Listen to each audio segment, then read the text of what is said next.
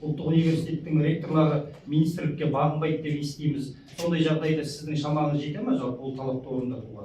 Енді қазіргі таңда біздің нақты құралымыз бар. Ол лицензиялау және жаңа оқу бағдарламасын ашуға рұқсат біз береміз. Шарттарды тексереміз, шарттар жүзеге асырылмаған жағдайда лицензиялар бермейміз. Бұл нақты құрамымыз бар.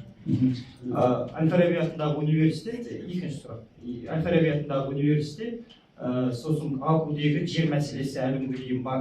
Сол жерді қайтарып, жатақхана салу мәселесін сіз шеше аласыз ба? Жалпы бұл мәселе қалай шешіліп жатыр? Жер қайтарыла ма?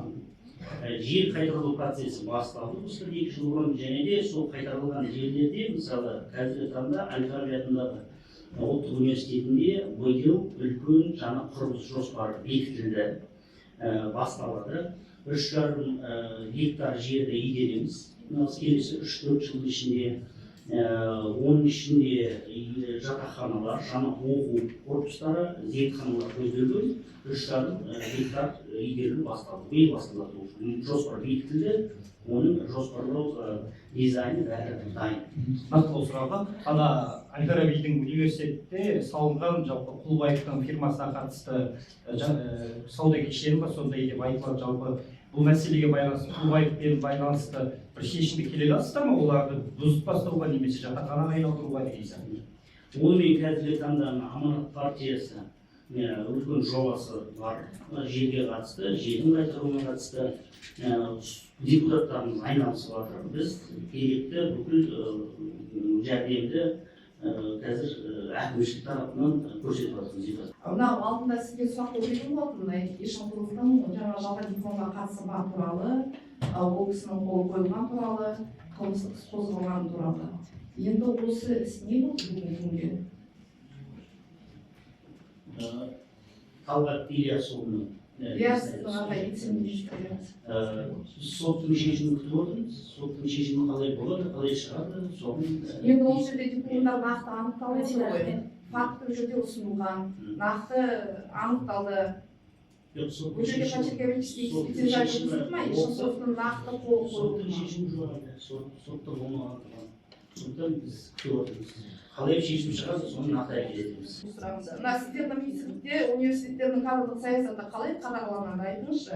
Мына қазіргі уақытта Тарбу университетіндегі су шаруашылығы саласындағы білікті кадрдың бірі гидротехник саласындағы жалғыз буын докторы Қойбақовпен жасаған келісімшарт бұзылып, біліктілігі аз жоқ азаматтармен келісімшарт ұзартылып жатқан туралы айтылып отыр. Бұл жерде сыбайлас жемқорлықтың жолы беріліп отырған жоқ па? Әлде сіздерге білімі төмен азаматтармен жұмыс жасау ыңғайлы ма?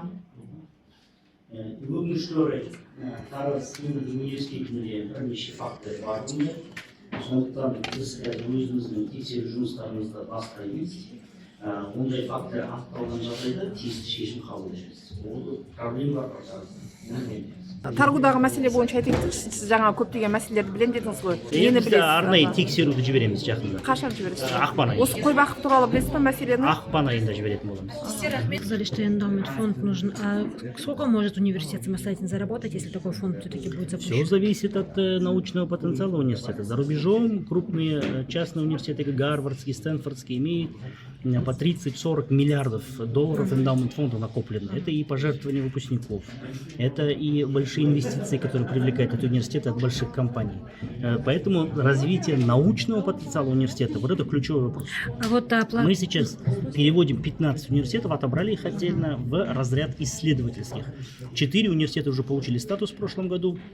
Сатпаев, Аль-Фараби, Евразийский и Южно-Казахстанский АОС университеты. Готовим еще несколько университетов в этом году на получение статуса исследователя. А вот повышение стоимости обучения и вообще вот эта оплата за обучение, она не входит вот в окупаемость? Вот Конечно же входит, поэтому мы сейчас увеличиваем с прошлого года стоимость гранта.